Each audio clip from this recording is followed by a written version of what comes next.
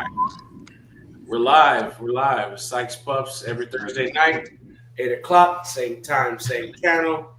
And we got Brandon Johnson here, Mr. Bodybuilder Bulldogs. Glad to be here, man. Appreciate the invite. Yeah, man, I'm glad you accepted it. I'm glad you accepted it. And I don't get asked a whole lot, honestly, but the couple times I've done it, it's been fun. I've always enjoyed it. People don't, I don't think, look it. For as much as people should, people don't know who you are. That's kind of by design, honestly. Yeah, it's like the Wizard of Oz. Like we get to be the ones to pull the curtain back, you know. Well, you'll probably be disappointed if you're expecting much when you pull my curtain back. Nah, it works. It works. Yeah. Again, I appreciate you having me on. I'm looking forward to talking dogs and life and whatever all you want to get into. I'm looking forward to it. Yeah. So, how long you been doing oldies? And to ask that, when did you? What was your first dog? First oldie, male or female? Where'd you get it? When? All right, good question. Would have been 2010, maybe 2011. I was living in Denison, Texas at the time, and I actually bought a pair off of a guy that he had bought them from Larry Kitchell at Osage County Bulldogs. He's in northern Oklahoma. He started with American Bulldogs and has been doing oldies since the 90s. Great guy. He's a good friend of mine. Didn't know him at the time, but I actually got them from a client of his who was getting out. They were already a pair, the male and a female. They were actually half siblings of all things. And one more time? They were half siblings of all things. Okay. Same dad. I had never owned them. Had done a little bit of research. Thought I'd maybe want to try have a litter at some point, and got them off of him. It was like $500 for the pair, which to me at the time was a lot of money. But the dog world has definitely changed since then. Yeah. But yeah, so they were Osage County Bulldogs. Had a girl named Shelby and a boy named Ace, and had a couple of litters off of them. And I'd owned dogs before that. We'd actually had my first breeding experience was with English Mastiffs.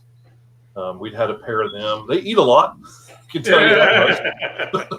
So raised them we had a couple litters of those, but after having oldies, man, I've never really had a desire to try anything else. I did English Bulldogs for a little while, while we've been doing oldies, just for like 2 or 3 years. But oldies are just cool, man. I mean, they're obviously not for everybody, but man, they're my favorite by far. Just the personality. I love the look. I love the girth. I love the bully features. But I've got 4 kids, and there's not a dog here on my yard I wouldn't trust with my kids.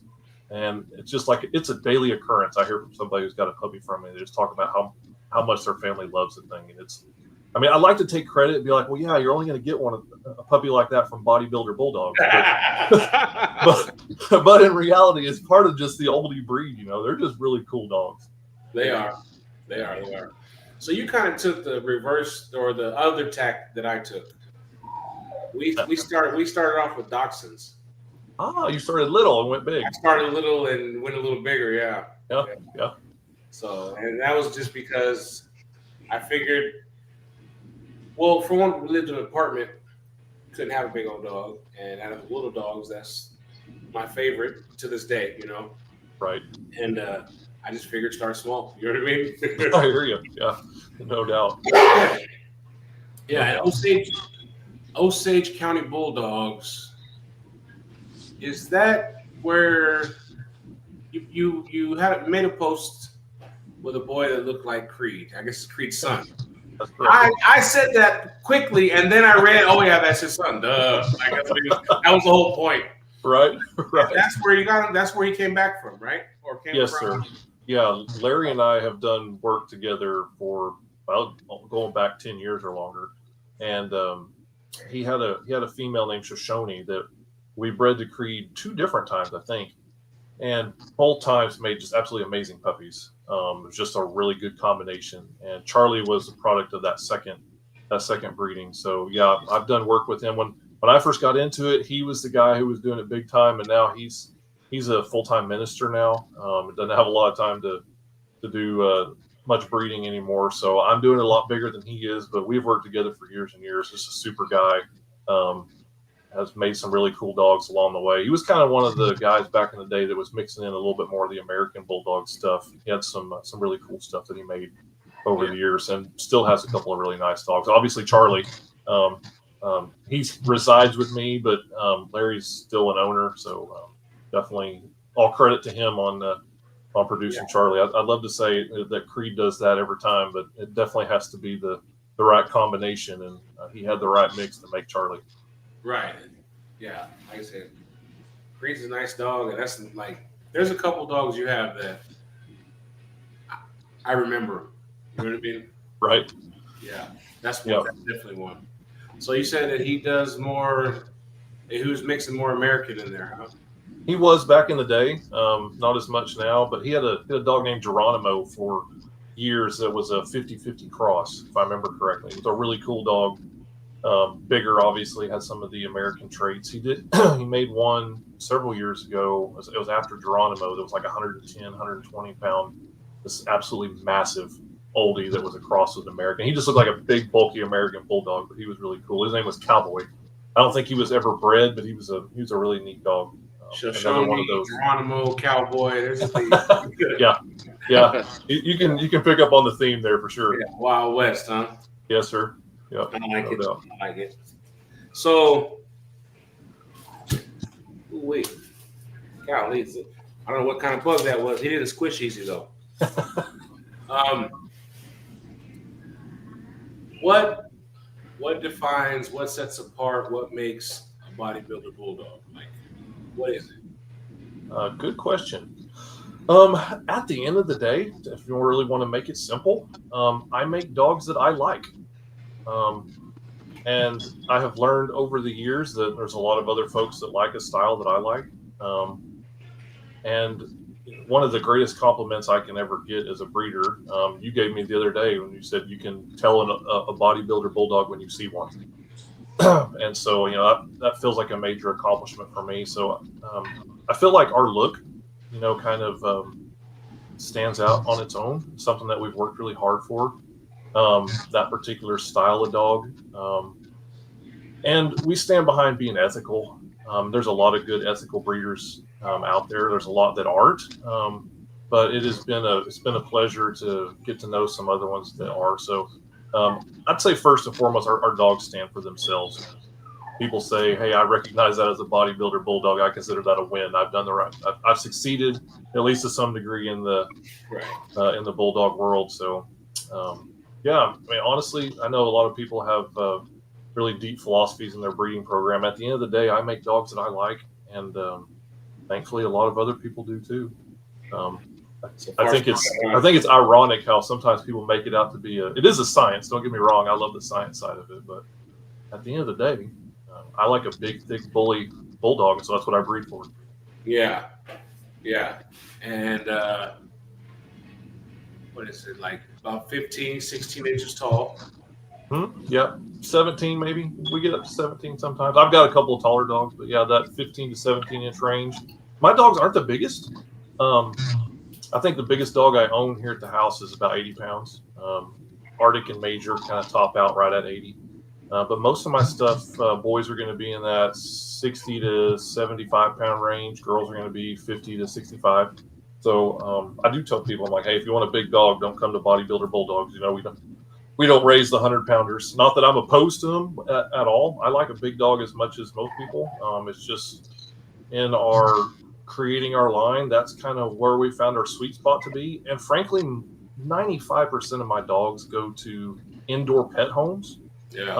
And a smaller dog just functions better in that setting.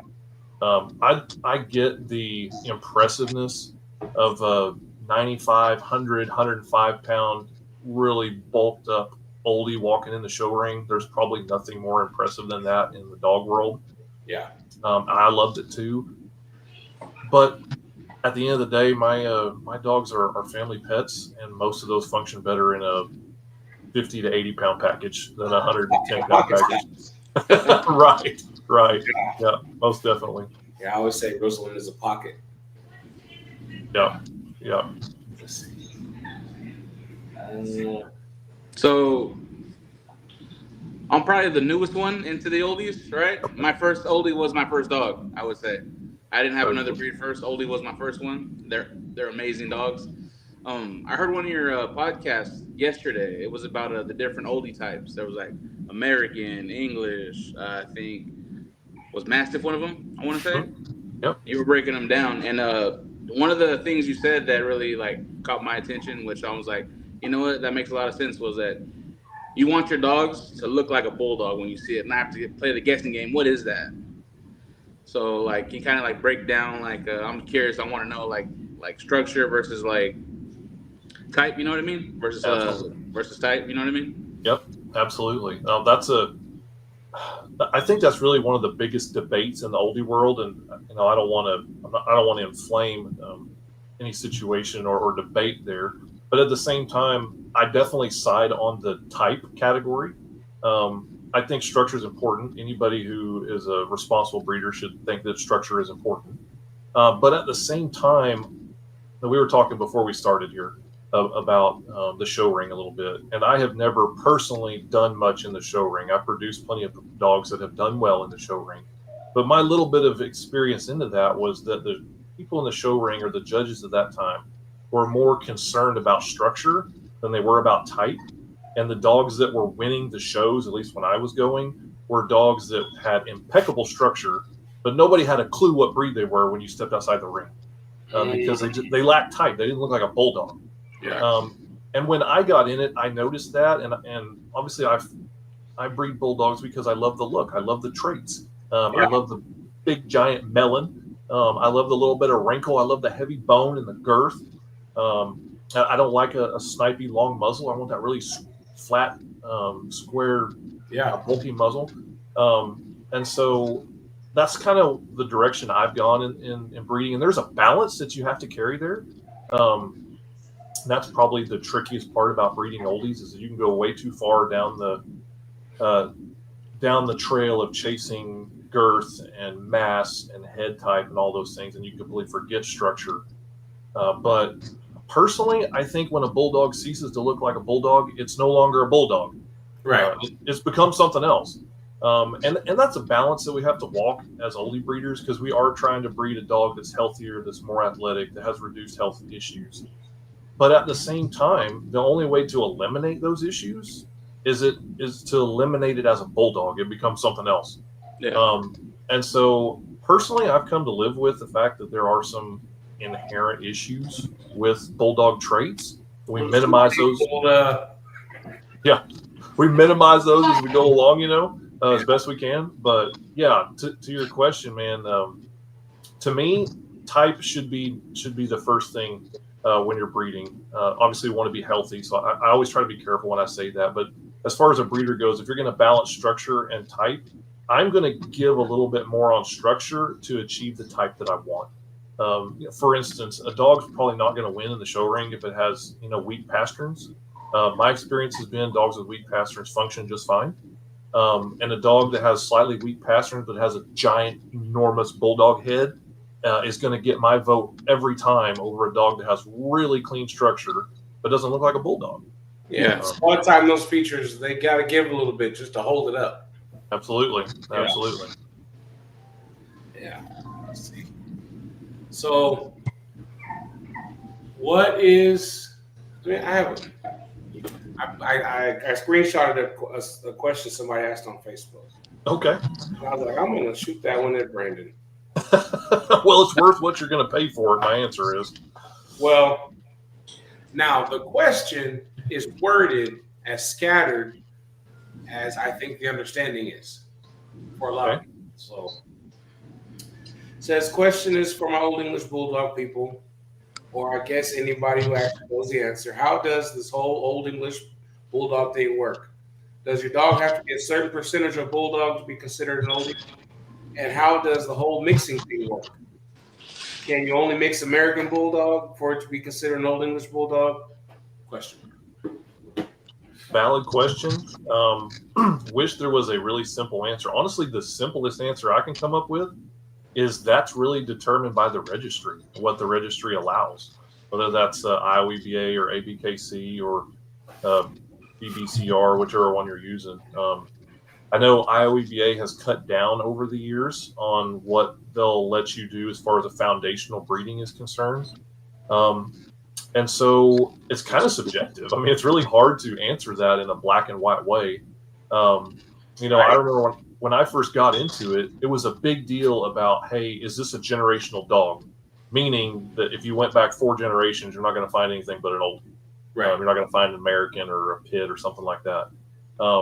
And what I have come to hold at this point is that that's more of a sales tactic than it is an achievement in the oldie world. So some of the best oldies I've ever seen were F1s and F2s. Not that I haven't seen great generational dogs, not that I haven't made nice generational dogs, but just it's kind of the inherent problem and yet also the inherent beauty of oldies. And what I mean by that is it is an issue in that how do you ever really nail down a breed standard if you can still mix stuff in? But at the same time, it gives an outlet for breeders who are artists to make their own line in such a way that you really can't do in any other breed. If you're breeding Rottweilers, that breed's already been established. You're not allowed to add anything else to it. You've got to go to some other new type of breed in which you can mix your own stuff in. And I really think that's one of the beauties of oldies is that we're still allowed to, at least at this point, to create our own line by mixing some other stuff in. Is that as standardized as it should be? Maybe, maybe not. Depends on your perspective, I guess. But the short answer to that question, I would say, is it's basically what the registry allows at this point. Yeah. And okay, so that's kind of like, to somebody like me, that's a little freaky, like, because I always hear you have to basically like apply it, you know, and they can accept it or not. I'm like, well, what if they don't? Right. Then what do you? I mean, do you get approval first, or do you you do it approval first? That's the smart thing to do, is to get your approval first. Yes. And I'll say this: I've never been denied the few times that we've done it. I've never been denied. I think their main thing is they want to just make sure that people aren't just using another breed just for the sake of using another breed. Are you using something that brings something to the table, that brings tools to the table, that's going to help represent the breed in a positive way? I think that's really what the approval process is about. It's never been a big deal the few times that I've done it. You send in some pictures, explain your reasoning, and we've always gotten approval. Yeah. There's actually a litter of puppies born yesterday. And the breeders are, they're F1s. I'm like, well, cool. F1 what? She goes, F1 oldies. I'm like, that's very little to no information right there. Yeah, that's right. An F1 can be a cross between an American Bulldog and an English Bulldog, and be a cross between an Oldie and an English Mastiff or Bull Mastiff. I mean, there's all kinds of different options there. Could have been anything. It could have been what EB to AB. Is that still? Yeah. There doesn't have to be an Oldie in there anywhere. Right. Exactly. You know, it's funny you say that. One of the coolest dogs I ever saw was a result of similar breeding. I think it had a small fraction of an Oldie in there. If you ever get a chance, if you've never seen him, you should look him up. Bulky Built Cornstarch. I hear like Chris talks about him a lot. I gotta you gotta check him out. He was one of the freakiest looking dogs I've ever seen. Probably 18, 19 inches tall, about 85 pounds, and he was, no joke, he was probably 16 inches wide and 16 inches long. It was the craziest looking thing I ever saw. Short back, massive bird. He was crazy looking. Really, really cool dog. Made by Chris Moore. I've never seen another one like him. Not even close. Yeah. All right. So you live in Oklahoma. Yes, sir. So since the seasons are changing, the warm weather is getting on quicker than we probably like. What kind of precautions do you guys got to take there? How hot is the hot? How cold is the cold? How wet is the wet? Great question. I'll deal with the hot and cold together first. I have people ask me all the time when it gets cold. Here cold is anything in the single digits. That's pretty chilly. Coldest I can remember is like -14, -15, and that's happened like twice in 25 years. So we don't get cold like way up north, but it's chilly. Don't get me wrong, it's cold. I have never had an issue with a bulldog in the cold ever. There's so much mass and there's so much muscle and thick skin with a fat layer. I've never had an oldie actually be cold. Cold is not a problem for me, and for my dogs. Now, when it gets really cold, we'll bring them into a heated facility and keep them warm. We've got a couple of heated sheds we keep them in when it gets really cold. But I can remember, if you've ever seen pictures of Major, I've got him posted quite a bit. He's a big blue dog that I own. He was about 18 months old, and yes, yep, that's him. He was about 18 months old, and we had that really cold snap. We got down to -15 one night, and I was really worried about the dogs. I had everybody but him moved into the heating shed, and I was checking on him to see how he was doing. I had heated him up some bricks, put it in his dog house. I was going out there like every 45 minutes checking on him. I went out there, and there's snow on the ground everywhere. I'd go to bring him a big brick to put it in his doghouse to help keep him warm. And the sucker is laying with his head hanging out of the doghouse on a snowdrift asleep. Away from the hot bricks. Yes. Yes. And at that point, as a breeder, the light bulb finally went off. Like, with this breed, I don't have to worry about the cold. Right. But the heat, on the other hand, whole different ballgame. Yeah. We definitely, that's definitely a concern. This is a time of year, like you said, when we start worrying about it. We have some indoor facilities, but for the vast majority of our dogs, we keep them outdoors. And part of the reason we do, there's multiple reasons, but one of the reasons we do that is this breed is supposed to be heat tolerant. We need to make sure that we're continuing to produce dogs that can, in the right conditions, handle the heat. But that being said, I don't stick my dogs out in the heat, in the direct sun, and let them roast. That's a recipe for heat stroke and losing your dogs. We have we have a 40 by 60 building that was built for the dogs. It's got outside runs and everything. They have misters, fans, and shade. Those are the three things that I tell people you have to have for your bulldogs in the heat. You can probably get away without misters in some situations. Absolutely must have shade and really need a fan. You have those two things, and 95% of your situations, your oldies are going to be fine, barring somebody's not out in the yard mowing and the dog's all worked up about the mower or the tractor next door or something like that. But yeah, it'll be 104 here. We'll have humidity that's upwards of 75, 80%. And when it's 100 degrees, it's miserable. It's miserable. Yeah. I'll go outside, turn the misters on, have the fans on. The dogs will be laid out underneath the mister, just snoozing. So they can handle it. The mister doesn't amplify the misery. I know, like, we in Arkansas in the summertime, like, don't throw no water on me. Right. I won't be even sticky or wetter. You know what I mean? Right. That's why you got to have the fan. And in addition to that, I will say when the humidity is really high, that is the most dangerous time, because what the mister does is that evaporation actually lowers the temperature, the air temperature. It can lower it like up to 20, 25 degrees. So my dogs actually like the wet. They enjoy that, but especially the drier it is, the more important it is to have the mister and the fan. You get that evaporation effect, and you'll walk in the kennels and it'll be 75, 80 degrees in there, where you step just outside of the shade and you're in the 104. Yeah, it's not fun. I'm with you. Give me winter all day long. See, we come from California. Oh, it's hot, but it's not humid. Right. So there's no dry heat. Right. There's no tricky math. When they say it's 110, it's 110. You don't gotta multiply this by the humidity, and then Yep. No, it's a whole different world here. This, so far we done good with our dogs, whatever. But every year I try to do a little better. Yep. Yeah. They love air conditioning. That's one of the things. Obviously, if you got the facilities to do that, give them an air conditioner. A window unit goes a long ways for a bulldog, no doubt. Yeah. I got to insulate kennel building a little better. Because last year we ran the air conditioner, and boy, we ran the air conditioner. You know what I mean? I hear you. Electric bill is high. It's humming back there. Yeah. But it's okay. It's worth it. You know what I mean? So.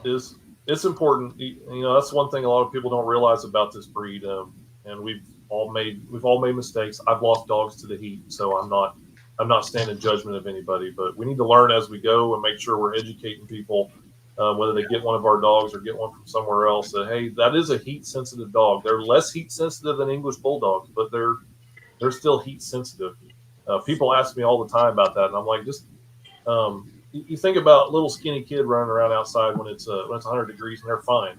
But you take an older guy who's got an extra 20 or 30 or 40 pounds on him, and the heat bothers us a lot more than it does them, and that's what you're dealing with the Bulldog. There's a lot of mass there, and it takes a lot more effort to cool that sucker.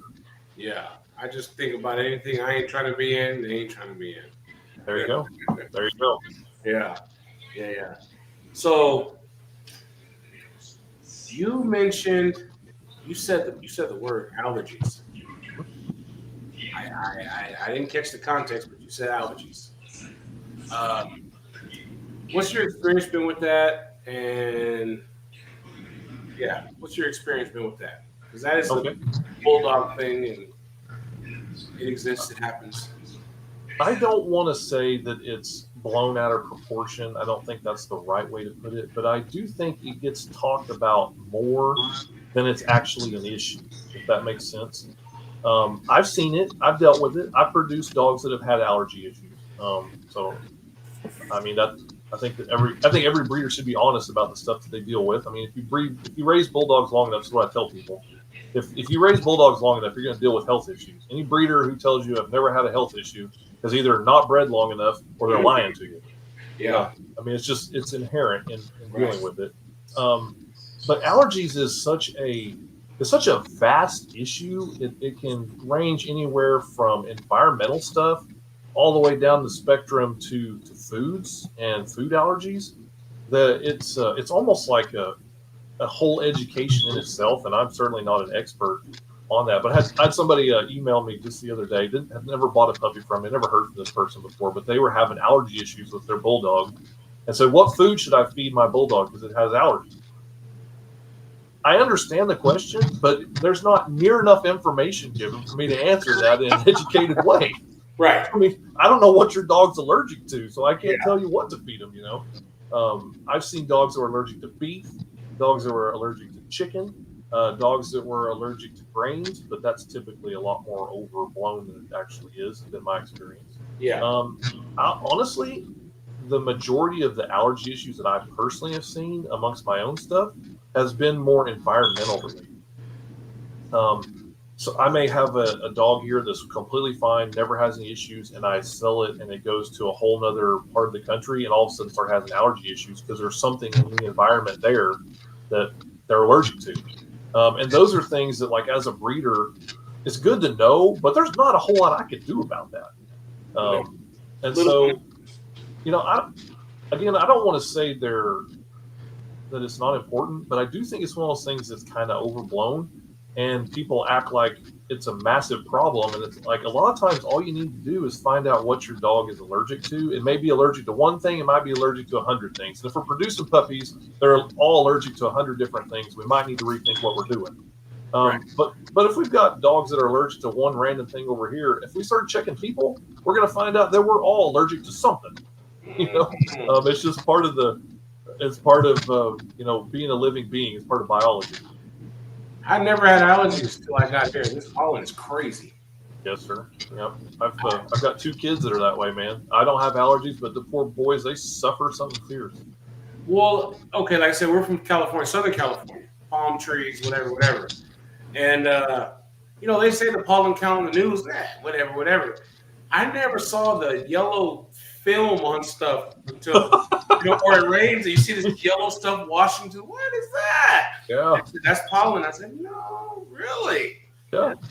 So, yeah. We had a bulldog that had allergies, right, to chicken, right? okay, so we're all, we're doing the protocol, Apoquil and Cytopoint and all that, right? And then he kills a chicken. Oh my God, his dog's gonna break out. He's gonna go crazy, right? Mm-hmm. Nothing happens. Nothing. Yeah. I'm like, he's allergic to chicken, and he can kill a chicken and nothing swells up or nothing.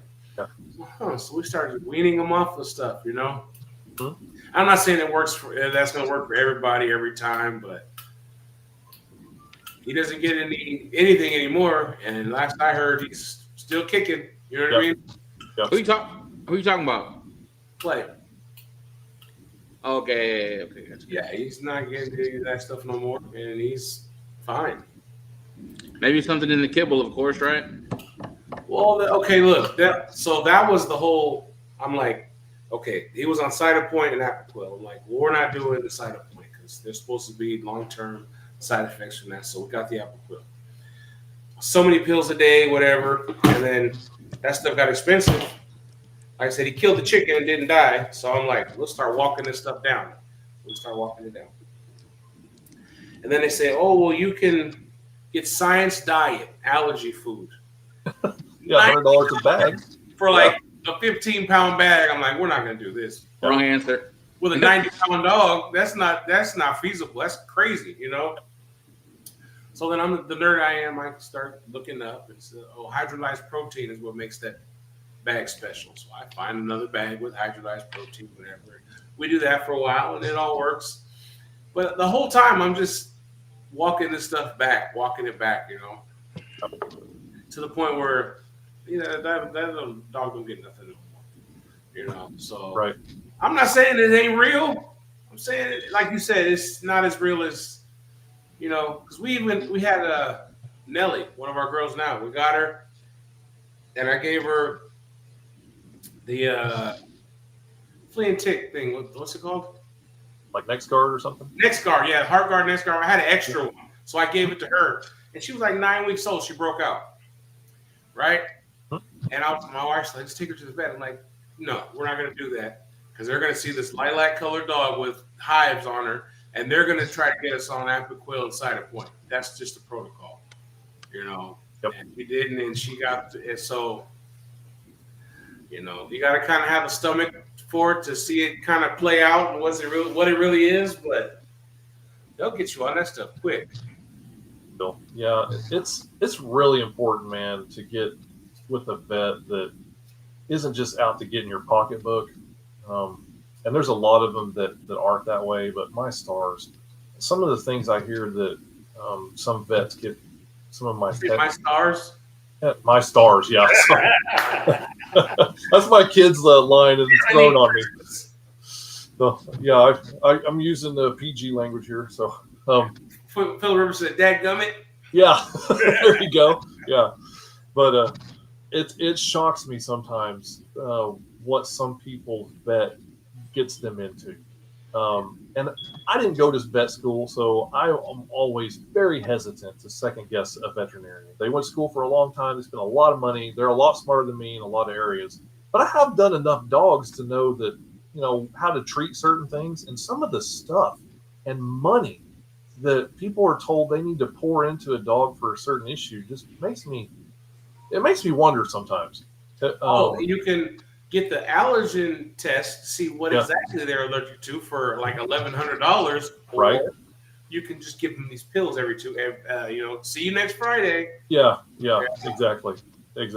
Yeah. Yeah. I think a lot of that too is brought on by corporate vets. When I was a kid, there weren't very many of those. Most veterinary clinics were owned by the vet who was practicing there, and more of the vet clinics have become corporate owned. And so they have got someone else who's watching the bottom line, and it's not as bad as a car dealership, but you do have that sales pitch thing going on. We got to meet our sales quota. There's a little bit of that going on in some vet offices. Yeah.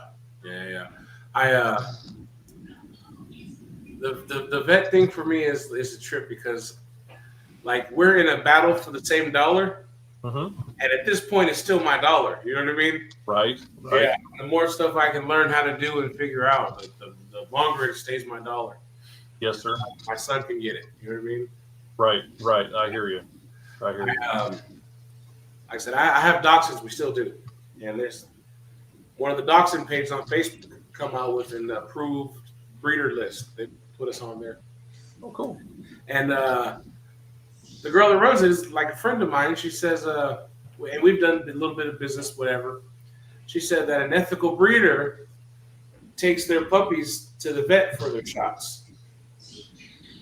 Like makes me. I guess I'm not an ethical breeder then. Right, me neither. Because once I realized that you can get 25 doses for $100 and something, or you pay $300 to get one round. Right.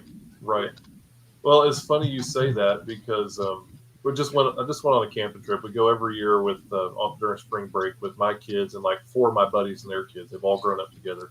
My oldest is now a freshman in college, and one of the girls there is a sophomore in college. She's studying to be a vet tech.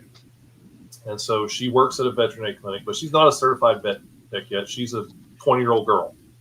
And I was asking her on the way down there, about her job and what she does. She said, well, I'm the one who gives the puppies the shots when they come in. And I'm thinking, so that makes you an ethical breeder because you went in and let a 20-year-old girl who doesn't know anything about dogs give them a shot. But if I was to do it at my house, all of a sudden I'm not an ethical breeder. That makes a lot of sense. Well, this girl that made that was also formerly a vet tech. So yeah, gotcha. I'm speaking from that side of the aisle, I guess, Right, I hear you. No, I'm with you. Sometimes you just think, I think I can put the needle under the skin just as well as the vet tech can, and I can keep that $100 in my pocket. Yeah, and it's more, to me, it's more ownership. Like, it's just, like kind of taking charge, taking control of the process, what you can, and then when a puppy moves on, I know that it was done to my standards because I did it myself. Not, like you said, a 20-year-old girl or 20-year-old boy, whatever. Right. Just somebody who started that job yesterday or last week. So, absolutely. Yeah. And then like the flea and tick. I'm learning the heartworm. Heartworm, yeah. Ivermectin. Yeah. Yeah. Save yourself a bunch of money. Yes. Yeah. Go buy a 20 ml bottle of that. That'll last you a long time. $40. Yeah. So use the injectable or? Mm-hmm. Yep. I don't inject it, but I use the injectable. Okay. Yep. Give it to them orally. Yep. It's a lot cheaper. You can go. I think a 20 ml bottle lasts my kennel about 6 months, and I've got 20 dogs here. So it's a whole lot. 6 months. It'll expire before I use it all. Yeah. Right. Yeah. Well, here in the South, it's almost a year-round thing. We got mosquitoes from seems like March to November. Yeah, they just came back. Yes, you're right. They're making a comeback already. So, I cracked this window here, and the light is in the window. Mistake. Yeah. You ever see me darting my attention off because there's a creepy crawly right there. There's a landed or whatever. Right. Yeah. I remember heartworms, bro. Yeah. Went to the Humane Society here. Yeah. We're going to adopt a dog, stray dog. And they wouldn't give it to me because I wasn't on the roster or whatever you say with a vet having heartworm medication. But I'm from California. We don't have that. Never heard of that. Yeah, never heard of it. Right. Never heard of it. And they didn't give me a stray dog. I left there feeling some kind of way, I'll tell you. Wow. Yeah. Wow. Yeah, they're going to end up euthanizing this dog, but you're not good enough to take it home. Yeah, because I wasn't on the heartworm roll call with the vet. It stuck with me. And even now, I have my dogs. I'm still on the heartworm roll call with the vet. There are other options, there are other options. Yes, there are. So, Brandon, I got another question for you. Okay. So, you've been breeding, you said, since about 2010 in there? Yes, sir. What is that, about 15 years? Getting real close. Yes, sir. Right. So, how long did it take you to kind of like develop the style of dog? When did you find out, like, that's what I want my dog to look like? And what dog was it, if there's a dog? I'm sure there's a dog. That's a great question. I was really blessed to have a mentor to help me. I learned a lot the hard way, but Chris Moore helped me immensely at his kennel used to be Bulky Bill. He married Gina, and she was a breeder too. So she was Saints and Sinners. He was Bulky Bill. Yeah. And they kind of went together. He has had several dogs. He had several when I first got started. I remember he had one named Bear that was an absolute freak of nature. And he was the only person at the time that I knew that was producing dogs on a regular basis that would blow your hair back. That's his phrase, blow your hair back. And man with no hair. Yeah, I know. Same here. You know, blow what hair back? That's what happened. Yeah, exactly. So I remember I bought a dog that they had actually Gina had produced. He was a really pretty dog. His name was Bellator. Beautiful headpiece. The rest of him was just kind of average, but he had a really pretty headpiece. I went and got the dog. I didn't get it from them. I bought it from someone else, but she produced it. And she had the papers, was going to give me the papers. So I went to their house, and that's when I first met her and Chris. And they were breeding, and he brought cornstarch in the room, and I was like, oh my stars. Where did that come from? Hey, man, you got to stop saying that before I mess around and start saying that. I was like, I have never seen anything that looked like that. So I don't know that I would say cornstarch was the dog, but Chris had several. He had several dogs that were really, really impressive. Bear, cornstarch. He had a female that was really impressive. Her name was Lady. And so one of the dogs that really that I owned, that was really my first, I didn't produce him. I bought him. His name was Hugo.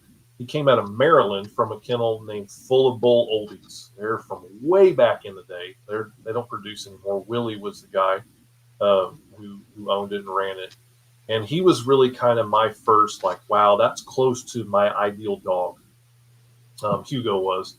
And we bred him several times, made some really nice dogs off of him. Never anything quite like him. Unfortunately, that's the way some of that goes. When you find the dog, you think this is it. It's really hard to reproduce that.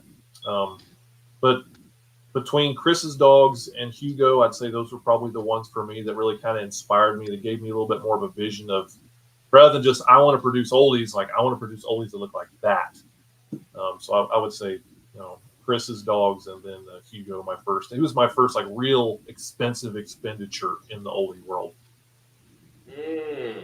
So what's the first dog that you produced that would have the stamp on it? That's what I want to keep making. Okay. Great question. I made 2 girls off of Hugo. Mm-hmm. There we go. Talk about the girls. I know. Yeah. Honestly, dude, I hate that's where it's really at. It is. I hate to admit this. I can make some drop dead gorgeous girls. Boys are hard for me to make. I don't know why. It's so frustrating. I'm in a pinch right now where I've got just a girl lineup that's like drop dead gorgeous, but I'm having a hard time making the boys to go with them. So it's a struggle. It's real. But anyway, back to your question.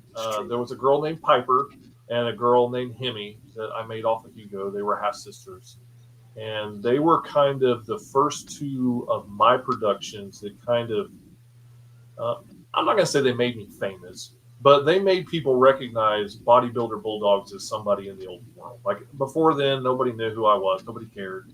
But I still remember, when I posted Piper for the first time. She was about 11, 12 months old. We did a full photo shoot, and I posted her online. And one of the greatest compliments, probably the greatest compliment I got up to that point, was people started asking me, is that a cornstarch daughter? Because she looked like kind of like a girl version of him. And people were actually messaging Chris saying, that's got to be a cornstarch kid. And she wasn't. She was off of Hugo and another girl that I had purchased. And then Hemi, she was a smaller version. She was an absolute little freak. She was really cool. I remember posting her, my social media just blew up, and there was a guy out of Colorado that messaged me and offered me $15,000 to buy her sight unseen. Which, I mean, that's kind of you'll hear people talk about somebody offered me 50 grand, somebody offered me $100,000. My claim to fame is I had somebody offer me $15,000 for a dog one time. But ended up hanging on to her. It's kind of one of those like no brainer. I'm going to make way more than $15,000 on Right. a dog if I know what I'm doing. But she was really cool. She was a little firecracker. She was about 50 pounds, but she looked like a girl version of Hugo. So that was, him being kind of close to my ideal dog. To make a girl version of him was really, really cool.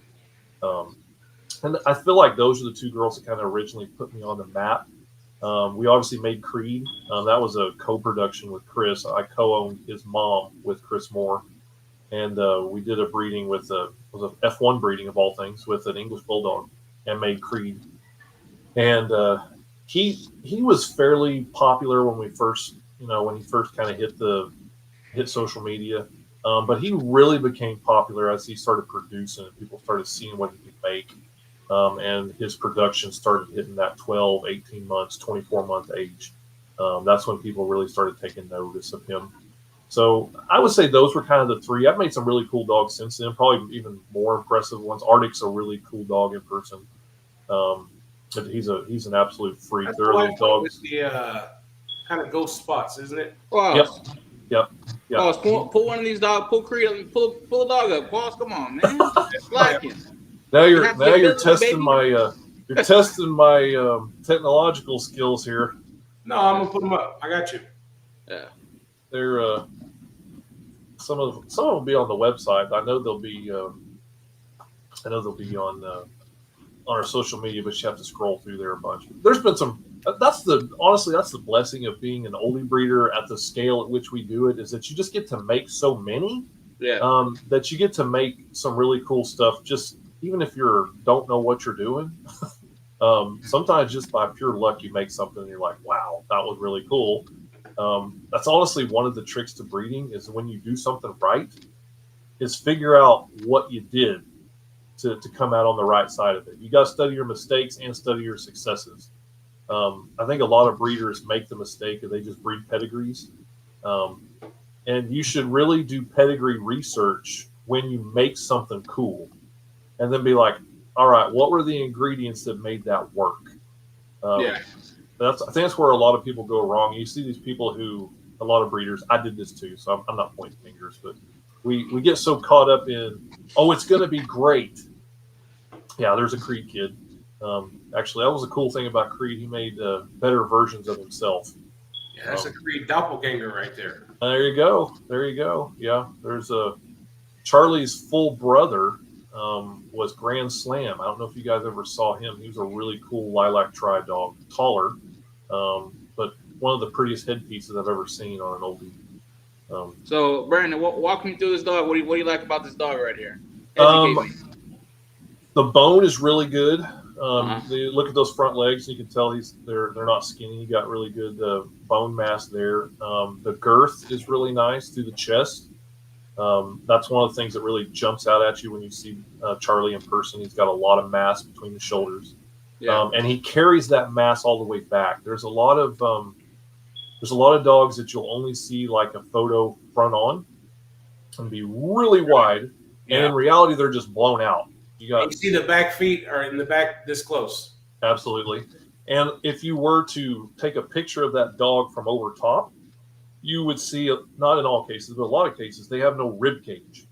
And personally, I feel like that's something that's missing in a lot of dogs. Something that we really strive for here at Bodybuilder Bulldogs is dogs that have that well-sprung rib cage. You got to have, that's where the mass really, where you really carry it on from one generation to the next. It's not that hard to make a blown out front end. It's hard to make a dog with that much girth and that carries it all the way back. You got the massive rib cage, the really wide hip set, and then really good muscle mass. You can see on Charlie here, his is just kind of average in my opinion. His outer thigh, it looks pretty good. But I've got a couple of dogs here that would really shame him on inner and outer thigh.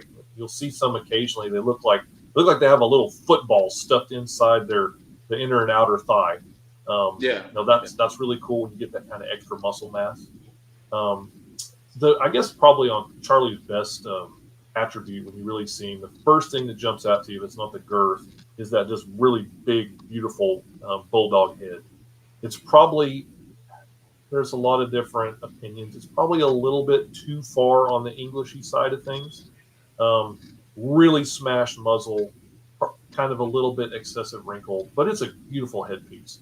Yeah. And it's a great tool because there's a lot of dogs out there that need more of that flavor. And so you take that and you can use it as a tool to make, to make some other dogs that maybe are a little bit closer to the oldie type. His half brother is on my website named Apollo. He's another one of those dogs that's just way too far with the English Bulldog head type. Still a gorgeous headpiece, but it's a tool that you can use when you breed to get more of that flavor on some of those dogs that have like snipier muzzles, maybe don't have enough wrinkle, things like that. So Creed was really good at doing that. He would produce those dogs with just really a massive bulldog head. And I've always been a sucker for that. There's a lot of people will see pictures of Charlie or pictures of Apollo and be like, well, that's just too far. Maybe it is, but it's a cool looking dog. No matter how you slice it, it's a cool looking dog, and they can really produce. They're a great tool. That's something that a lot of breeders, I think they're figuring out. That when I started didn't get is you take those extreme dogs, those dogs that are too far, and sometimes those are like the essential ingredient to actually make the type of dog you want. Because if you take clean and breed it together, you're going to get excessively clean. Coyotes. Yeah, there you go. So you got to have something big and sloppy to breed to that clean and make it. Who's this? This is Showtime. I mentioned Hugo earlier. This is a line-bred daughter off of Hugo. Comes off of a Hugo daughter bred to Hugo's son. In fact, I mentioned Hemi earlier, one of the two females that kind of put me on the map. That was her mama. Hemi was Showtime's mama. And that's a nice dog right there. I like this girl. Thank you. She's got a little bit of that Hugo flair to her. You can see. Don't ever let me come to your house. Well, Showtime is retired, so okay. She's not producing anymore. But the thighs are crazy though. They are.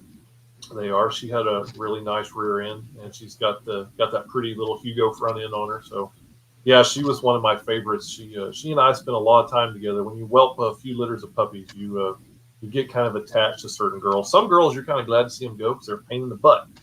But every now and then you get one, you're just like, man, she's one of my favorites. And Showtime was definitely one of my favorites.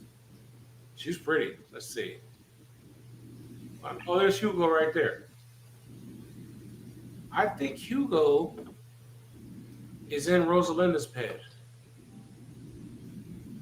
He probably is. Without having it at hand, I think he's in there. Probably is. I'm trying to remember. Doggy right there. Yeah. I didn't make him. Again, from Full of Bull Oldies in Maryland. Willie Knott. Again, I don't think they breed anymore. I think they have for quite a while. But he was he's what. When I purchased him, I thought he was pretty cool. I didn't see him in person. I just saw pictures. I bought him, and when he got off the truck when he got here, I was blown away. I was like, "Oh my stars!" It was the same. It was the same. Not the same quiet proportions as cornstarch, but I had the same reaction. I was like, "Oh my! I've done something good here." His head was. Whenever we make SykesPups t-shirts, they're gonna say, "Oh my stars" on the back. There you go, man. There you go. Yeah. Just quote me on it. That's all I ask. Yeah. Quote me. Hey, Brandon, I got a question for you. Yeah. Full of questions. So the head on this dog would you say it's like more of an American head, or? It has a little bit of that flavor because he has a really big lift and he has really nice cheekbone. Yeah.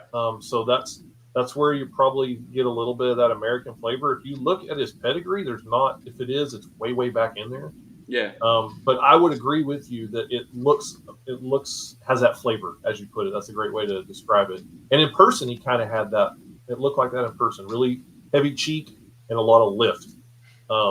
Crazy thing is I think there was actually a lot of English Bulldog. I don't know what they used to get that lift and that cheek, but it was really impressive in person, just like it is in those pictures. And super short back. That was one of the coolest things about him. Yeah. Is really a short back dog. You don't see that as much anymore. And I just fell in love with that really cobby dog that's as long as they are tall. Cool looking dog. Nice. Yeah. I'm a sucker for that head type, man. I like the cheeks on the American. I love it. I hear you. You probably like Joey Rita's dogs. He's got a couple of them that really have that heavy and concrete. Yeah. I've got a couple of heavy kids here. Off of one of them, don't you?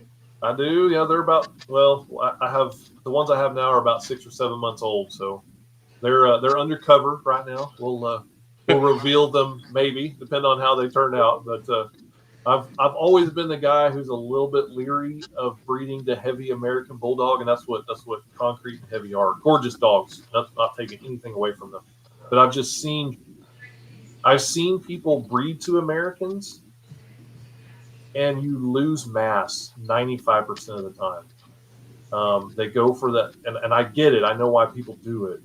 And a lot of times it takes like multiple generations to get your mass back. And so I've always been afraid to do it. And then Joey made concrete and heavy. Now there's Hemi. That's my girl. That's Showtime's mama. But Joey made concrete and heavy. But their mama was an American Bulldog, but he's got a whole lot of oldie on the dad side. So it was like somebody had already cut the American Bulldog with oldie for me, but it had all that American trait. So I was thrilled when Joey let me use heavy to make that litter. So I got big hopes. We'll see how that goes. It is one of my new experiments. Put it that way. On my new experiments, we'll see how it works. And when you see it, you'll be like, "Oh my stars!" How do you what kind of like exercise do you do with your dog? Exercise? Anything in particular? Yeah, there's heavy. I don't do anything. We don't have a regiment. Honestly, I have people ask me a lot, "What do you do to like build your dogs up?" I'm like, nothing. It's all genetics. Yeah. I'm not opposed to the exercise. I know a lot of people do that, especially when you have the heavier American blood. A lot of people will do that. You can see that really ripped up muscle tone, which is cool. I don't. My dogs are not bred to be massive athletes. So we get out in the yard, throw a tennis ball, that sort of thing. But as far as actual like taking them on long distance run, in fact, what I tell people when they call me to get a puppy, if somebody tells me I want a running buddy, the first thing I say is you need to talk to another lady. I don't produce running buddies. Yeah. One of the things I heard Chris Moore said this, and I've adopted it, is that I don't produce wide receivers. I produce linebackers. And I've kind of taken that a little bit further to be like, I think I produce defensive tackles. Would probably be a little nose bit better. guards. Yeah, that's what I produce. If you want something to go run 5 miles or hike a mountain, you need to talk to somebody else. I got nothing against those dogs, but I don't make them. Are you familiar? Are you familiar? Do you watch football, NFL, college? Oh yeah. So Aaron Donald, right? You know who there you go. Yeah. There you go. I don't want to insult Aaron Donald, but that's what I'm shooting for. I heard your episode used Joey Bosa. I'm like, not Bosa, Nick Bosa. Yeah. I mean, yeah. We'll go with Nick's pretty ripped up. We can produce some Nick Bosas. That'd be okay. I'm a Rams fan. We'll go Aaron Donald. That's better. All right, Aaron Donald. I am a struggling Cowboys fan and have been for several decades. So yeah, it's rough. It's rough. You don't want Micah Parsons then, right? You want to produce Micah Parsons. I would love to produce some Micah Parsons. Yeah, he's the one guy when I watch their defense, I'm like, okay, this team's got some hope. You want to produce somebody with more heart and less mouth. True. Yeah. But hey, when you're a Cowboys fan, you will take any positive that you can find because you know they're going to break your heart come December and January every time. So I got a little piece of photography I'm pretty proud of. I want to show you. Okay, cool. Bro, well done. Well done. I like it. Yeah, she does a spring pole and the flirt pole, stuff like that, and she's a little unit. He looks great, man. I'm curious, how long did it take you to get that shot? Man, it was snowing, so I just took the camera out with us and just started the whole time I was out there flicking pictures and videos and yeah. I get you photographing. I would love to see it. That was the only picture I took. Now I know better than that. It takes 100 to get one. Oh, I have people ask me all the time, how do you get such good dog pictures? I'm like, a lot of hours, and I have an entire team. It's me and my wife and 3 kids to get dog pictures. And honestly, that is one of the biggest tricks to getting good pictures is you need multiple people. It is. And you got to get down there. You do. You got to get low, and you got to get somebody to distract them. You got to get somebody to hold them. You got to. It's a chore. It's a real chore. In fact, when Dad says, "Hey, it's time to go take puppy pictures," my kids all go, "Oh no!" So You do have a distinct camera style. I don't know who it is that actually does it, but or where you do it. It's maybe where you do it. That's kind of a common area or whatever. But yeah, my wife is the camera lady. I'm the dog handler. The kids are the dog distractors, and we got about 5 acres. And we move around, do it different places. But you learn some tricks over the years. The best I've ever seen is Chris Moore. I mean, he's really good at it. He taught me some of the bare necessities, and we've learned a few tricks here and there. But camera angle's a big part. I think a lot of people.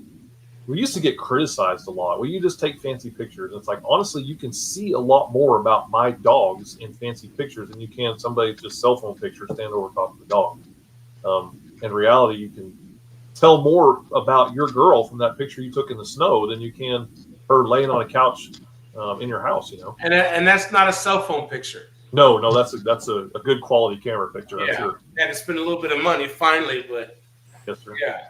I mean, and I didn't go, but something decent. You have to. You do. And you learn about lighting and all sorts of things. It's amazing how much that stuff actually affects a picture. Yeah. Oh, yeah. So, another question. So, how long would you say it takes for the like an oldie or bulldog to, I guess you say, stop growing horizontally? Popping, I guess you'd call it. It depends on the genetics. My stuff stops pretty early. By the time they get to 12 months old, they're pretty close to where they're going to be. I love it. For that reason, I love it. Yes. If you are talking about something that's got heavy American Bulldog, you're in for 24, 28, 32 months. Sometimes the stuff that has heavier English Mastiff is that way. Chris used to have a dog named Kaiser, and he was from some heavier Mastiff. You could see it in him. Those traits were pretty visible. And I remember we had puppies off of him 2 or 3 times. Chris let me use him, and I sold one, kicked myself. I actually got her back eventually. I sold her at 11 months old because I was used to my stuff, and if it didn't look like what I wanted to look like at 11 months old, it was never going to get there. And this girl was just kind of okay at 11 months. I mean, she wasn't anything I was embarrassed about, but it was like, I can make some room. I got some up and comers. I think we'll just part with her. And the lady who bought her sent me pictures about 8 or 9 months later, and I was depressed for about 2 days. Honestly, I was like, "What an idiot! Why? Why?" Because Chris had told me, he's like, "That stuff develops later. You need to be patient." And I was like, 11 months old, it just looks average. It can go. I got her back, made some really cool stuff with her, but yeah. It depends on the line. My stuff develops quickly. I think a lot of that is because a lot of my stuff is heavy English Bulldog, and they typically are what they are by 8, 9, 10 months old, something like that. But I do have some stuff that's got some American in it. The stuff I just used off of Joey with heavy. It's just kind of average right now. Bodies look great. The heads are just kind of average, especially heads. Yeah, wait, it's gonna pop. That's what I get. People keep telling me it's gonna pop, and I'm like, I'm ready. I'm ready for it to pop. I learned that hardcore from my brother's 2 boys. Okay. Same litter, and one of them has the English Bulldog head and whatever that you could spot it young, and the other one just kind of like hung around. I don't want to say got stuck with it, but kind of hung around, and looked, kind of tall and gangly and whatever. And then the last time I went over there, I was like, have we got his paperwork done yet? I know the feeling. Yes. You know what? I'll pay for the papers. Just bring the papers to my house after work. We're getting that done. So. I hear you. I had another one of those. Another breeder friend of mine. It's Sammy and Jonathan Sutherland at Hat Creek Bulldogs. They're in Texas, and they used Creed for a breeding with one of their girls. And I got a puppy back, first pick puppy, really pretty, almost solid suited lilac tri-boy. It was going to be one of Creed's last breedings, so I thought I'm going to keep a son off of him to see what happens. And he was a really pretty puppy. He got to about, and I've seen a lot of Creed kids, okay? A lot of Creed kids. I know what Creed kids do. I know what they look like at certain ages. I can typically pick them as babies, and I can definitely pick them by the time they get to 6, 7 months old. He's at my house till he's 7, 8 months old, and I finally just called him up. I'm like, look, I need to make some room. This dog is not going to turn out into what I want him to be. You want him back. And Sammy and Jonathan were like, yeah, we'll be glad to take him. Send him back. So they came and got him. I went and saw him a year later doing something else at their house, and I was like, you have got to be kidding me. What? And whatever is in the lineage of their girl was slower developing, and it popped after he left my house. Thankfully, they're nice people, and they let me enough and you let him go. Yeah, I was like, oh, but people ask me all the time, like, well, you're the expert. Tell me which puppy I should pick. And I was like, if you knew how many mistakes I have made at picking puppies, you would not ask me to do that for you. Because even on dogs, I think I really know I've been fooled. And that was another one. You're just like, dude, you're an idiot. How did you let that get away? But I sold a puppy, right, to a local family. They had lost their dog and everything, and sold them a puppy. I sold them a puppy cheap because they just wanted a pet. You know what I mean? And it didn't sit well with me, right? Kind of like from the jump, you know. And then they sent me a picture at 6 months, and he was big old fat round head on it. I was like, whoa! I was like, I still got his papers. Like, let him grow up, and you guys are close. Well, you know what I mean? We'll see. Yeah. She's like, we had it fixed last week. Oh. Gut punch, right? First of all, that's too soon. Right. That's too soon for the dog, and it was definitely a boy for me. And it was beautiful, just a big old, you know. Yeah, that hurts. I've had that happen before too. You're just like, oh. Yeah, I had one just recently. It's funny you say that sold to another breeder, kind of an up-and-coming breeder. And I did this special breeding because I was trying to wash out a couple of genes. You know, it's a big craze, has been for a while, HUU, CRM, and GM, those things. So I was trying to wash out a couple of those. So I did this specific breeding to try to make a dog that was clear. And there was one male. It was a gorgeous litter, one of the prettiest litters I've made in a while. But there was one male that stood out above everybody, but he carried one copy of HUD. Well, I really did this breeding to get a clear dog. I'm gonna keep the brother. He's a little bit cleaner. He's clear, so I kept him. They reached out to me, the folks that bought the brother, the one that carried one copy. They reached out to me. I guess it's been a month or two ago. They've posted him since, and the internet blew up. One of the prettiest male dogs I've made in a long time. I mean, just 85 pounds of solid muscle, big old giant head, gorgeous black trindle dog, and I'm like, I hate this. This is the frustrating thing about raising dogs. You know, you're like trying to do the right thing here, trying to be responsible, and that's the one that gets away. Yeah. Hurts. But so before I ever bred anything, I had this strange thing happen that I look back and I was like, I'm glad for it. But I had this period where I didn't have any cable or internet or anything. I think we just moved in a house and we had a DVD player, right? So Secretariat's in there, like just on repeat at my house for I don't know how long. You know what I mean?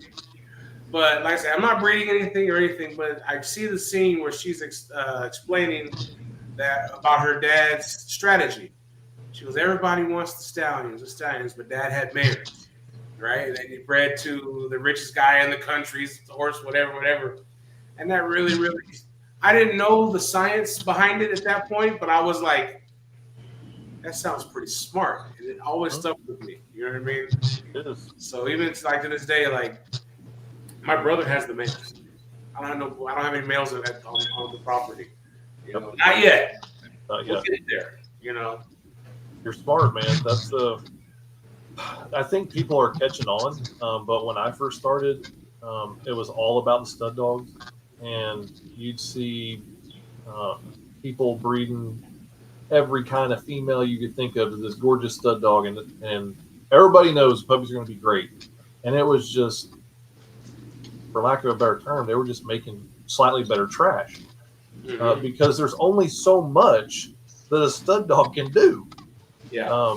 And especially in the science behind it, that it depends on who you talk to. And I think there's a variation depending upon the strength of certain genetics. But, typically the girl dictates between 60 and 70% of what a puppy's going to look like. And so you take a female that's just ugly, you can breed it to a gorgeous stud dog, and you're going to make not quite as ugly puppies. That's just what's going to happen. Yeah. And the key is, honestly, to making really nice dogs is to have killer females.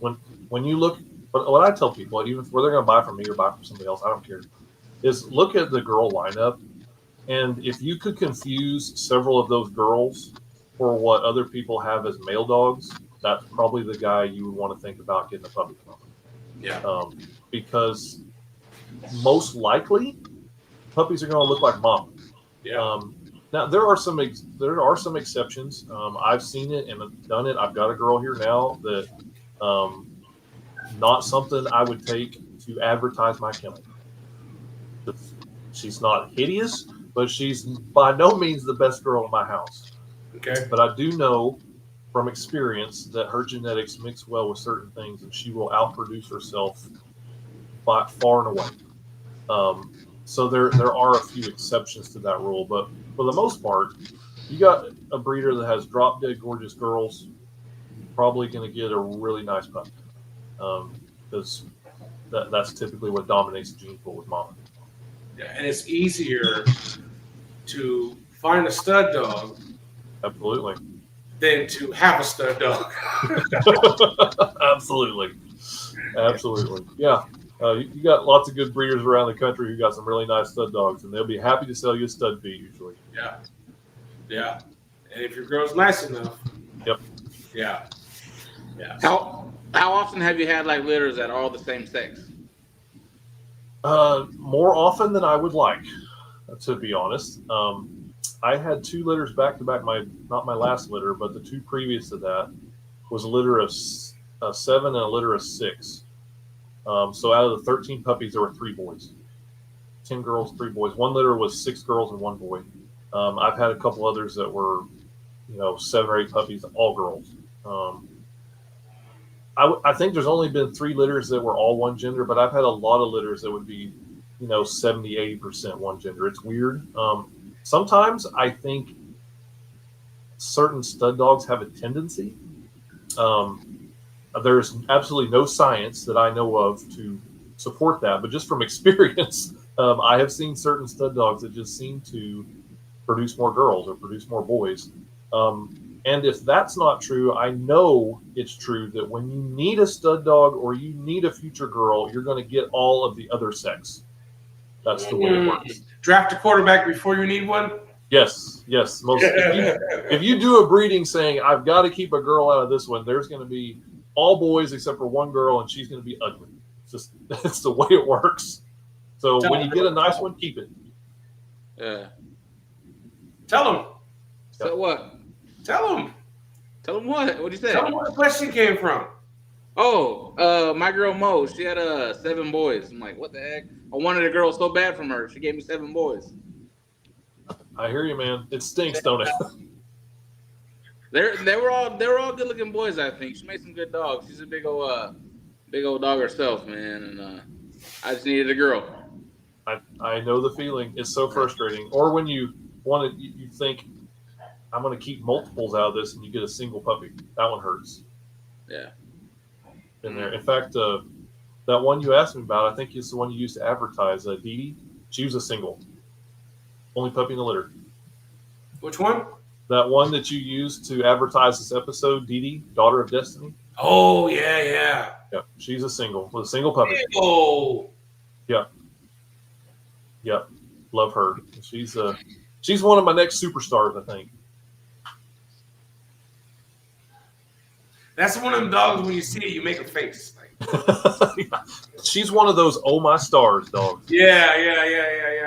Yep. Exactly. So one thing that I've seen a lot, it gets under my skin. See people try to explain genetics, right? And they have this thing called a Punnett square that they just love to draw out, right? I'm like, I can never figure that out. it's because they're not doing it right. Because that's not the answer. The answer is that's the load of the dice. And every puppy is still its own roll of the dice. Absolutely. That's why it doesn't make any sense, because they stop there. It's a percentage, but the percentages don't always go in your favor. You guys watch basketball? Yeah. You guys track the NBA lottery? I mean, there's a percentage that, I mean, whoever lost the most games should get the top draft pick, but it's a game of percentages. And sometimes you don't win the lottery. Yeah. And the same is true in genetics. Sometimes, the percentages may be in your favor and you still lose out. And sometimes the percentages are not in your favor and you still hit a home run. Yeah. Sometimes. Yeah. So far, I've had a litter single that was successful. My brother too. And it was Rosalinda. She had 10 puppies. Oh, very nice. 5 boys, 5 girls. Well done. 5 blacks, 5 blues. It was like everything was split down the middle. It was crazy. Hey, you must be living right. The percentages fell just right for you. We try. I mean, yeah. Yep. Yeah. So, Chris Moore and I have this discussion because he's a better breeder than me by far, way more experienced, got a lot more knowledge. The thing I have on him is I have color. I have a lot more rare color dogs than he does. And he has been trying for years to incorporate more and more, and he's successful. He's successfully doing it, just a lot slower than he would like. And it never fails. He'll do a breeding that statistically should produce the rainbow. A whole rainbow of colors, and he'll get like 1 tricolored puppy when he should get 6 tricolored puppies. And he's like, I swear there is a higher power out there that does not want me to have rare colored dogs. I'm like, yeah, sometimes it seems that way, buddy. And sometimes it goes the other way. Sometimes you get way more than you deserve. Sometimes it's just, you hate to say luck of the draw because you know that there are percentages involved, but it is like a roll of the dice. Yeah. And each puppy's its own roll of the dice. Absolutely. Yeah. Give me 1 second here.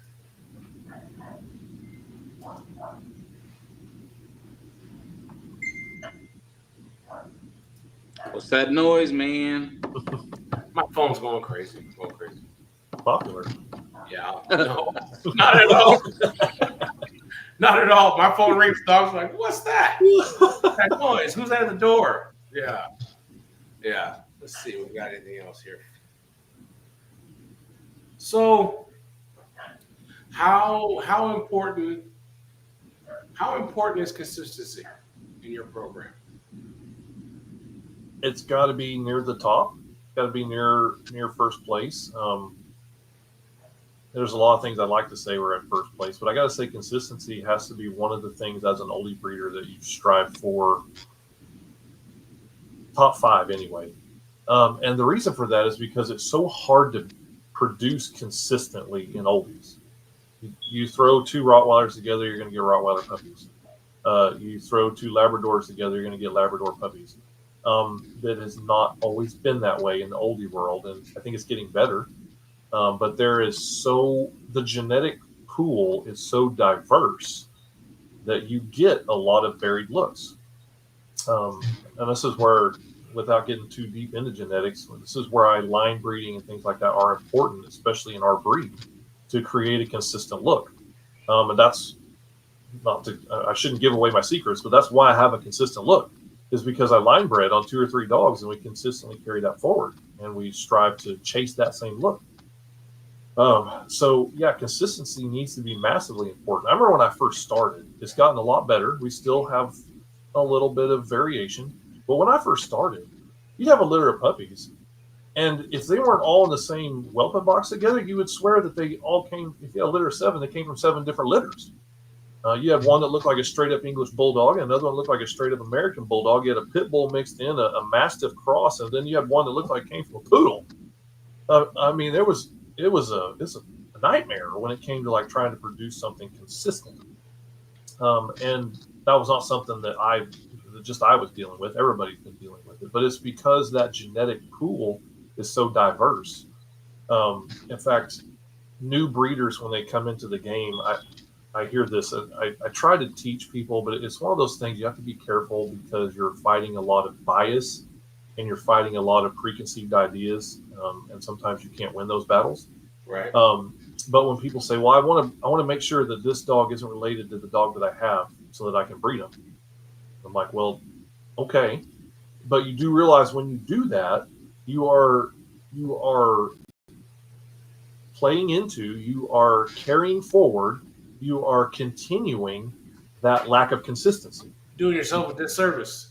Exactly, because all you're doing is making the gene pool more watered down and more diverse. The more that you can stack similar genes and related genes on top of each other, the more consistent a look you're going to make.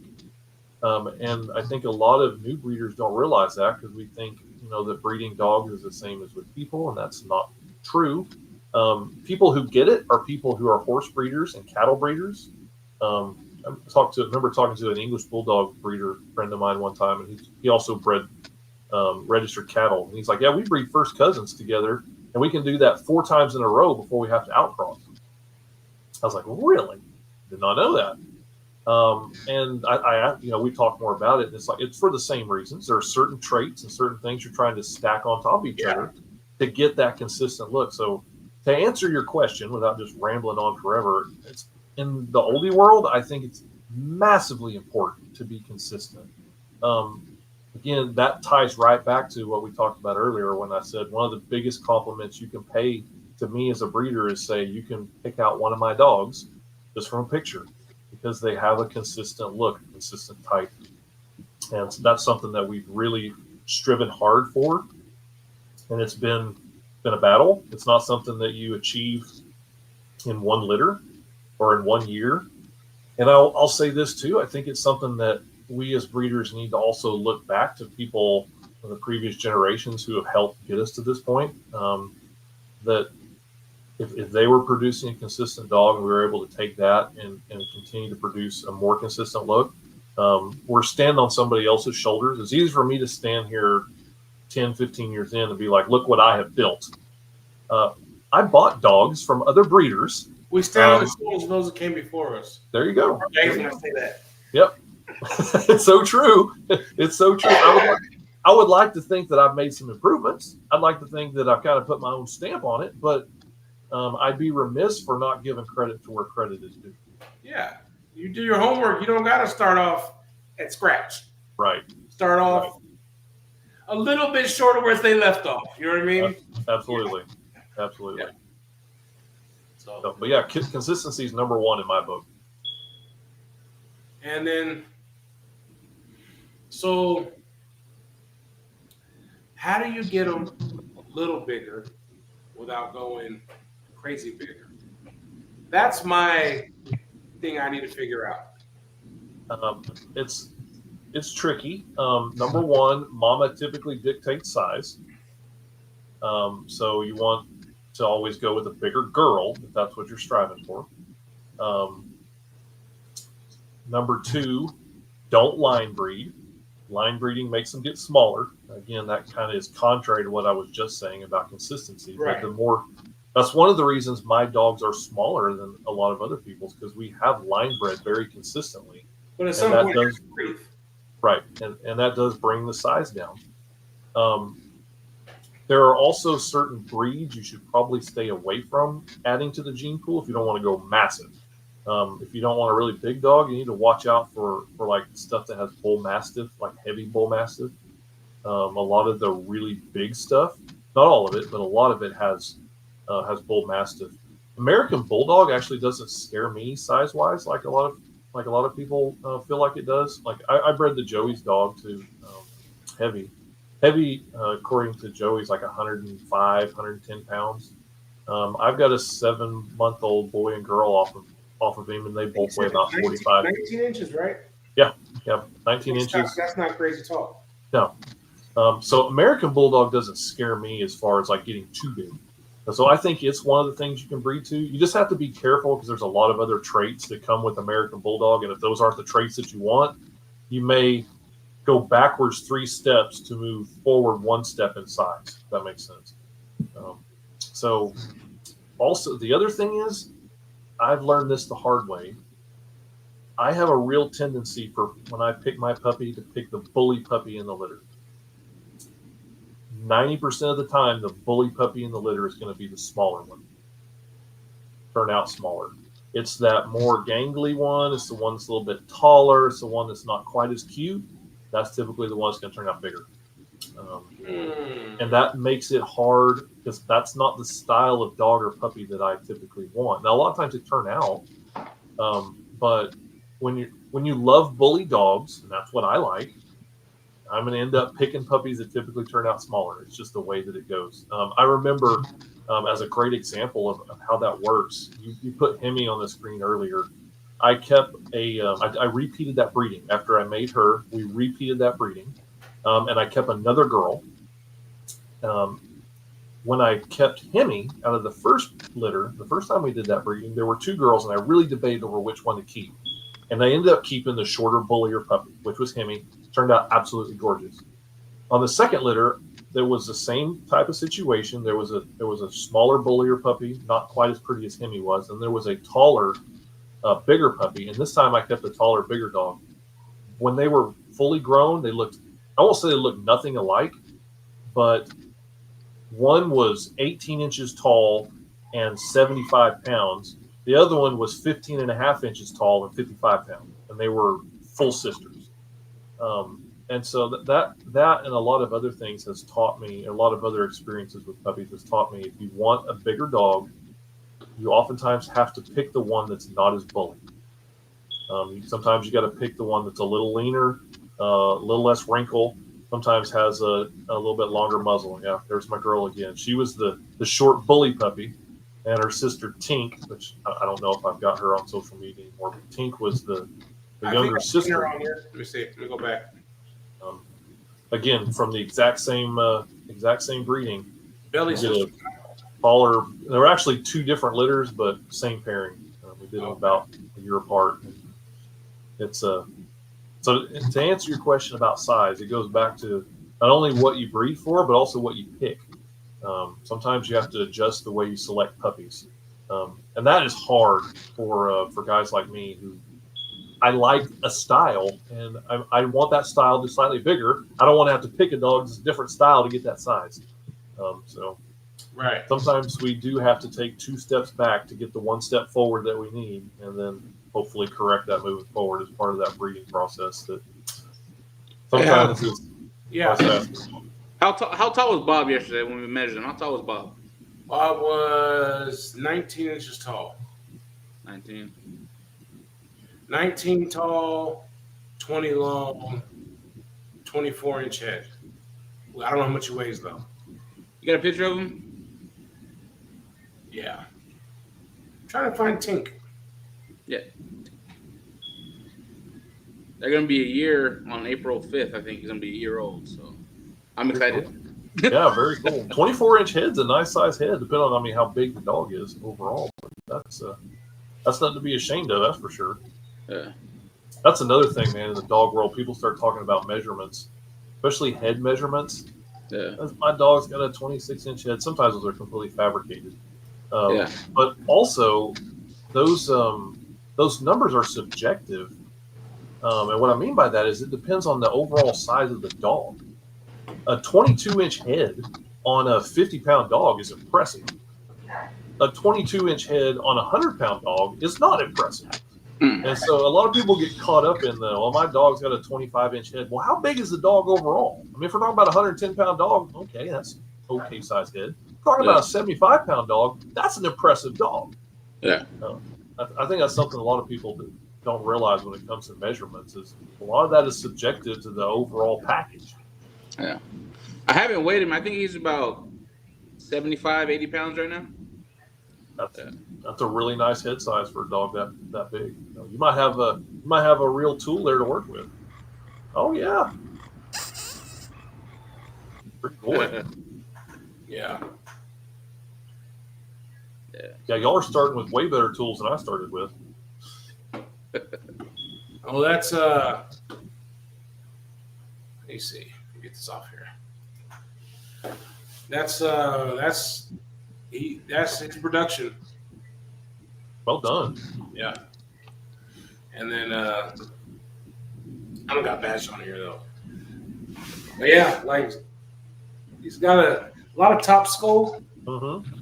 Not so much cheap, but the top skull's crazy. Yeah, that's a good ingredient to hang on to, man. There's a lot of folks that don't have that. Yeah. Top skull's hard to come by, especially if you got a lot of mastiffs. Sometimes they got that flat head. Like this. Yep. I got a couple of them. It's frustrating. I love the cheekbone, but you got to have the lift to really make it pop. So what does the mastiff type add? Bone adds structure. You get some size, and it mixes well with English Bulldog. In my experience, a lot of people don't know this. Creed came from there. Yeah, Creed has a lot of Mastiff behind him. He's mostly Mastiff and English Bulldog, and that combination has worked really well for me. You do lose some things. A lot of times you don't get a lot of like really broad chest. You can, it just takes some extra effort. And you get that, like you said, that flat, like no lift. It looks like somebody shaved the top of their skull off. Sometimes you get that more of a houndy face, which that one's hard for me to stomach. I hate the houndy face. But it is a big head, though. It is a big head, correct. It's just shaped different. Chris has had a lot of luck taking his massive stuff to certain American Bulldogs. I've never been brave enough to do that, but he has been able to kind of bring that head onto the mastiff traits that way. Like I said, I'm not that brave, but I've had good luck with the English Bulldog, and then just a little shot of American that somebody else has watered down. Awesome. So the girl from the thumbnail. Okay. Probably too early. I want it, man. I know. You know what I mean? Yeah. Oh, I don't know what we're gonna do with her yet. We'll breed her this year. She's 15, 16 months old, something like that. So we'll breed her this year. At least that's our plan. Sometimes things don't work out. I don't know which direction we're gonna go with her yet. I love extreme male dogs. I typically make a really bully, clean female and take that to a more extreme male. That's kind of where I'm more comfortable, just because I have a lot of experience with that. She is a really bully, extreme female, and I don't know how far I want to push the envelope, if that makes sense. I've got a really clean boy here I got from Chris that I may try with her. But I also know deep in my heart, it hurts me to take a really bully girl and lose that stuff. It hurts me down deep to take a gorgeous girl and make lesser puppies, because that's such an incredible tool. I have a boy that's he's Heavy's son. He's only about 7 months old. He's kind of my one in my back hip pocket that I am thinking for her. Because he has that crazy, crazy head behind him with all that cheek and that lift. And I did a special breeding because if you do that, I need one. You and half the country. Period. Full stop. Yeah. I don't know if it'll work. I'm still waiting to see if his head pops, so who knows. But yeah, I did kind of have that in mind. I did a special breeding when I used Heavy. Because Heavy he's a chocolate fawn, I think is his color. I bred him to a tri girl. So my boy carries tri, which I don't know if there's another Heavy kid in the country that carries tri. There may be, I don't know who else used him, but there won't be many. I can take a heavy son and make tri puppies. She's already tri, and she carries chocolate. She's blue tri actually, carries chocolate. He's I think a lilac fawn, so my chances of making a crazy extreme lilac tri out of her with him, that let's just say that potential's there. That's interesting. That's kind of what I'm shooting for. I mean, we'll see. I've done the dog game long enough to know that sometimes the best laid plans are nothing but a complete disaster, and you learn from the disaster and you make a better decision next time. But that's kind of what I'm thinking now. These bugs are too much. We'll get you a fly swatter. I can't open that window. Don't open right. I mean, right. Yeah. But it was good having you on, Brandon. It's nice to meet you finally, and you know what I mean. It's crazy that this does classify as meeting somebody nowadays, but yeah, it does, man. 21st century for you. I am so grateful you guys had me on. It was a lot of fun. I told you. Enjoyed it. Yeah, you're right, man. You're right. Y'all are a hoot to hang out with, man. We're gonna have to get together when I'm in Arkansas one of these times and have dinner. We go to Oklahoma, same. Yeah, let's do it. Same. That'd be great. All right, Brandon. I'll let you go, man. We'll talk soon. All right, thanks, bud. All right. What's a hoot? A hoot? We'll have a good time. All right, y'all. Thank you. Have a good one. Everyone. Yeah, yes, sir.